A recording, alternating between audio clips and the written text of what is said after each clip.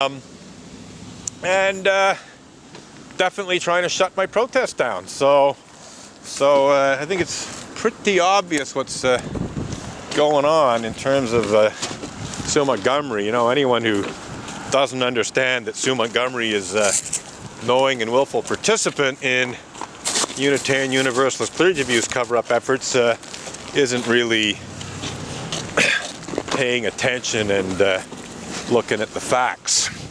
And as far as I'm concerned, this whole criminal harassment charge that she brought against me, in addition to trying to prevent me from talking about her own complicity in Unitarian Universalist clergy abuse cover-up, is in fact trying to prevent me from protesting in front of the church. It's very, very obvious, and that's actually being part of the cover-up as far as I'm concerned, according to my personal opinion, which I think is quite a reasonable opinion, based on the facts, based on the evidence, and is protected by the Canadian Charter of Rights and Freedoms, which unfortunately seems to be undermined by the SPVM and by Quebec Crown prosecutors. Yeah, that's a good word, undermined.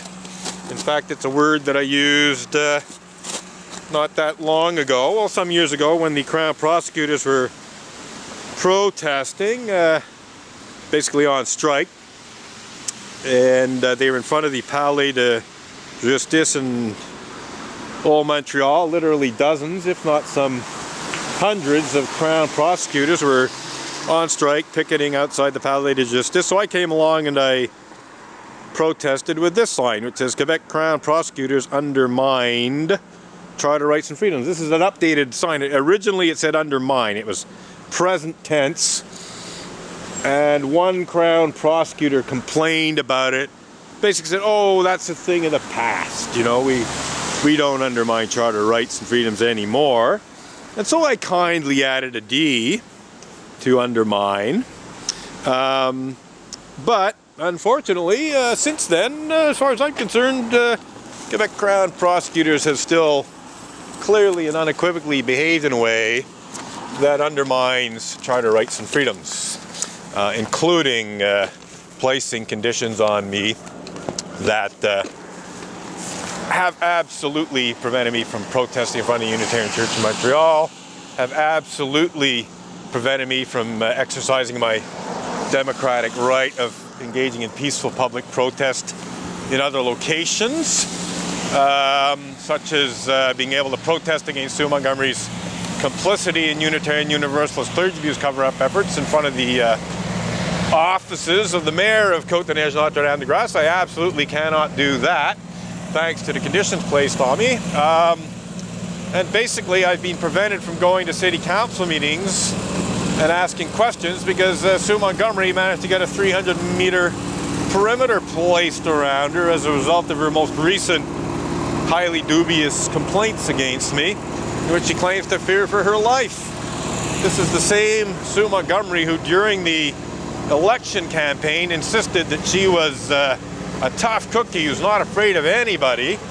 And here she is claiming to fear for her life at the hands of yours truly, who has like zero history of any kind of violence worth talking about, who's never threatened Sue Montgomery in any way in terms of physical violence or anything, you know, and yet here's Sue claiming to fear for her life. You know, goodness gracious, which is it? You know, is she a tough cookie who's not afraid of anyone? Or does she fear for her life at the hands of a person who's got zero history of any violence worth talking about? You know, the most violent thing that has ever happened in the whole 20 plus years of protesting in front of the Unitarian Church in Montreal happened in 2016, so 2 or 3 years ago. Essentially what happened is I came around the corner down the other end there after having a coffee break and found David Horan, Montreal Unitarian, erasing one of my chalk slogans, protesting against Unitarian Universalist cover-up and denial of child sex abuse. And so I verbally confronted him about that, basically chastising him verbally about his erasure of my chalk slogans protesting against child sex abuse cover-up, which is well within my rights to do as part of my peaceful public protest. And of course this was on video. And then David Horan took exception to the fact that I used the term willfully ignorant to describe him, and basically assaulted me. Basically came at me in a very aggressive way. I walked backwards away from him, and he kept, coming at me, hit me a few times, and then at a certain point he placed his lower part of his face right up against the lens.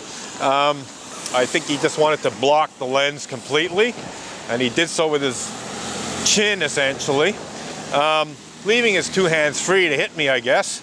And so I thought, well, this is a bit too much, and I just stopped walking backwards, and all 200 plus pounds of David Horan pressed into my lens hood, and didn't feel very comfortable, and so he ripped his face away from my camera lens, and in the process he cut his lip a little bit. That is the most violence that I am responsible for in this whole 20 plus years worth of protest, and it is totally defensive and has everything to do with David Horan's own physical aggressivity. If he wasn't charging at me with his 200 plus pounds, his face would not have pressed so hard into the camera lens when I stopped walking backwards. And like I said, he literally pressed his face into the lens before I stopped walking backwards. I stopped walking backwards as a direct result of him pressing his face into the lens, because he was too close for comfort, and I knew that it would press into his face much harder than he was expecting if I stopped walking backwards. And so that's it. That's the most violent I've been in this whole 20 plus years worth of peaceful public protest. And as I said, purely defensive move, trying to make it clear to David Horan that he was taking things too far in terms of his own aggressivity and physical violence. And he got a cut lip out of the deal. Poor boy. Oh, of course, that's all on video. You can just run a search for David Horan, Montreal Unitarian, in YouTube or Google, you'll find it. Okay, we're coming up to 25 minutes of recording time. I think I've had a pretty good little protest here. So we're going to wrap this up and head home soon, I think. Just going to do a little time check here, but hey, it's been a pretty darn good little protest. Fair number of Montreal Unitarians have seen it. It is 12:39. So yeah, I'm not going to be protesting a whole lot longer. I might protest a little bit longer, just in terms of bus schedules. So yeah, I think we're pretty much done, and I think it's been quite a successful first protest in 2019, and almost certainly not the last. I'm actually surprised at how many people are showing up this late. I was expecting the lunch thing to start around noon, but people are showing up, and it's well past 12:30. But I'm happy. The more Montreal Unitarians that see this protest, the better. But we've also got the usual good response from the public. So, pretty happy with today's protest. Very happy that the SPVM decided not to interfere. I think that's the correct way to proceed. I think they have a pretty good handle on my protesting methods these days. So, like I said, we're pretty well done for today, but I will protest another 10 or 15 minutes. I'm probably going to have to start another. Oh, it's Harvey Shepherd. Yes, sir. Hey, how's it going? All right. Hello. Hello, Harvey Shepherd, former Gazette religion columnist. who unfortunately never wrote about this protest when it first began, which he could have done at the time.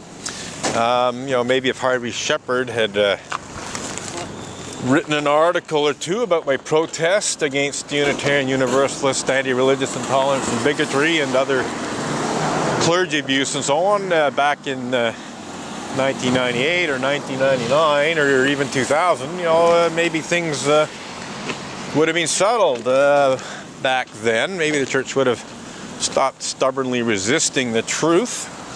But no, he never really wrote about the protest. I think he did one year run this photo of me outside the church. It was just like a photo of the whole church. I was like barely visible in the photo with a couple of picket signs. It just briefly mentioned a protest, but it didn't go into any kind of detail what the protest was about or anything. That's the best Harvey Shepherd, or indeed the Unitarian Church, the Gazette, could do. Unfortunately, you know, the Gazette actually, that's a whole other subject in terms of how many Montreal Unitarians are former Gazette journalists. I mean, Sue Montgomery, Harvey Shepherd, Mark Abley, not to be confused with Mark Banty, the media lawyer who the Gazette hired to falsely accuse me of libeling Sue Montgomery. So that is that. We're coming to the end of a half-hour segment of video. How you doing? Hi, not too bad. I see so much of this on TV. I can't believe people are that brain dead anymore to believe in cults and stuff. What happened to free thinking? You know? Well, you can be a free thinker. Believe it or not, the people who accuse me of blasphemy are atheists. That means they don't believe in anything. Yeah, the minister of this church is an atheist. What does that mean? Like in our plain English, like if you say atheist to somebody, like what is that? They don't believe in God. They don't believe in anything. It's a minister of a church, but she doesn't believe in God. And the people who accuse me of blasphemy don't believe in God. So it's kind of ironic, you know, that people who don't believe in God would accuse someone of blasphemy. Like I see some stuff on YouTube, like where, yeah, this one, I don't know. It's like there's a